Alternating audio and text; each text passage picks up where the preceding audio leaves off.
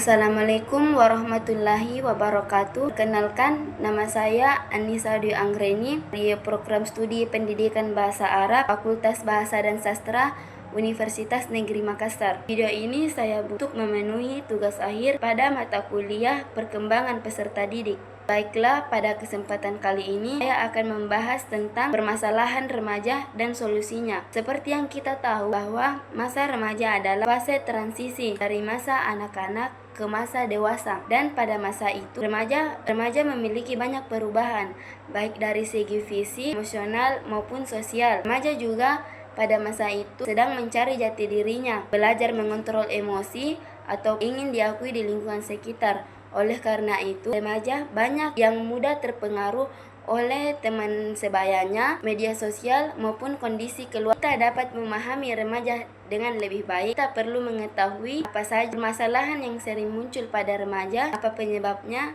apa dampaknya, dan bagaimana cara mengatasinya. Baiklah, langsung saja kita masuk ke jenis-jenis permasalahan remaja. Setiap remaja dapat memiliki masalah yang berbeda-beda, tapi ada beberapa masalah yang paling sering muncul. Salah satunya itu pelanggaran norma dan disiplin. Contohnya, membolos pada saat jam pelajaran, melawan orang tua, atau melanggar aturan sekolah. Masalah ini sebenarnya muncul karena remaja ingin mencoba hal baru, atau remaja ingin menunjukkan bahwa mereka sudah mandiri. Kadang juga remaja merasa tidak dimengerti oleh orang dewasa. Tapi jika tidak diarahkan sejak awal, maka perilaku tersebut bisa berkembang menjadi kebiasaan yang berdampak buruk ke depannya bagi remaja tersebut. Kedua, penyalahgunaan zat seperti rokok, minuman keras, vape, ataupun narkoba. Remaja biasanya mencoba karena rasa penasaran atau pengaruh teman atau ingin terlihat lebih dewasa. Namun, mereka sering tidak sadar bahwa zat-zat ini dapat merusak kesehatan fisik, mental, dan membuatnya kecanduan. Sekali remaja mencoba zat-zat tersebut, sulit untuknya berhenti. Yang ketiga, perilaku kriminal, misalnya tawuran, balap liar, atau merusak fasilitas umum. Perilaku ini muncul karena emosi yang belum stabil, pergaulan yang tidak sehat, atau kurangnya kontrol diri sendiri. Perilaku kriminal ini bukan hanya membahayakan dirinya, tetapi diri orang lain juga. Yang keempat itu pergaulan bebas dan masalah moral. Contohnya itu seks bebas atau aktivitas negatif di media sosial. Seperti yang kita tahu, di era digital ini remaja lebih mudah mengakses beberapa web tanpa batasan. Remaja tersebut tidak memiliki baik, remaja akan terjebak dalam perilaku yang melanggar norma sosial dan akan merusak masa depannya. Yang kelima, masalah psikologis dan emosional, sepertinya stres karena tugas sekolah, kurang percaya diri, atau depresi hingga melukai diri sendiri. Masalah ini sering tidak terlihat, akan tetapi sangat berpengaruh untuk kehidupan remaja tersebut. Jadi itulah masalah-masalah yang terjadi pada remaja. Tentunya masalah tersebut tidak datang begitu saja, akan tetapi ada faktor yang melatar belakanginya.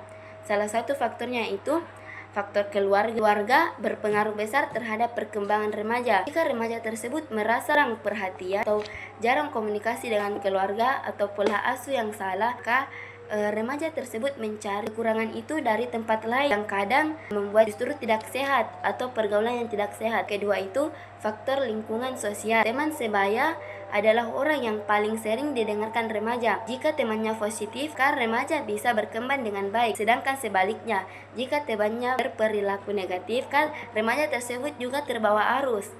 Yang ketiga, faktor sekolah. Lingkungan sekolah adalah lingkungan sekolah yang tidak kondusif, adanya bullying atau guru yang kurang memahami siswa dapat membuat remaja stres dan tidak betah di sekolah. Ketika sekolah tidak menjadi tempat yang aman, remaja tersebut bisa kehilangan semangatnya untuk belajar. Yang keempat itu faktor pribadi atau internal. Rasa ingin tahu yang besar, emosi remaja yang belum stabil, dan kemampuan mengambil keputusan yang masih tidak konsisten membuat remaja rentan mengambil langkah yang salah. Karena kadang mereka tahu itu salah, tapi belum dapat mengontrol dirinya. Adapun Dampak-dampak dari permasalahan remaja. Dampak tersebut bukan untuk diri remaja sendiri, tapi bagi keluarga dan bagi sekolah. Bagi diri remaja itu, masalah-masalah ini dapat menurunkan nilai, menurunkan kesehatan, membuat remaja sulit fokus atau kehilangan motivasi. Kan ada yang sampai kehilangan arah tujuan hidupnya.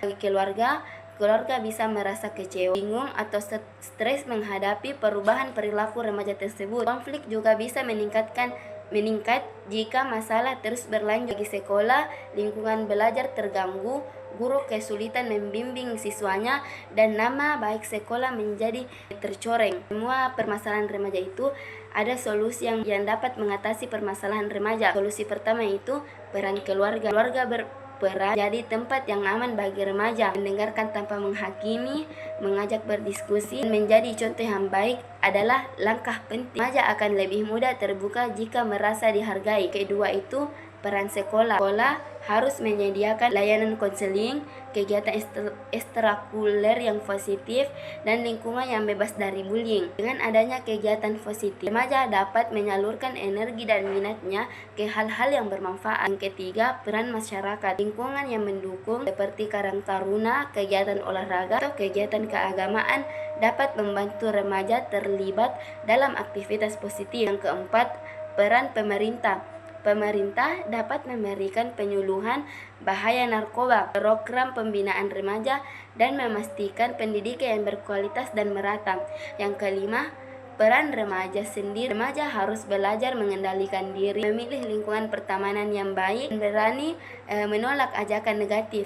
Selain itu, remaja perlu menyadari potensi diri dan terus mengembangkan bakat serta cita-citanya. Baiklah, dari penjelasan yang saya berikan tadi, dapat kita simpulkan bahwa permasalahan remaja adalah soalan yang cukup kompleks. Namun, dengan kerjasama yang baik antara keluarga, sekolah, masyarakat, pemerintah, dan remaja itu sendiri, semua masalah ini dapat dicegah dan diatasi. Semoga kita dapat menjadi bagian dari lingkungan yang mendukung perkembangan remaja menjadi generasi yang lebih baik. Sekian penjelasan dari saya. Lebih dan kurangnya mohon dimaafkan. Wabillahi taufik wal hidayah. Wassalamualaikum warahmatullahi wabarakatuh.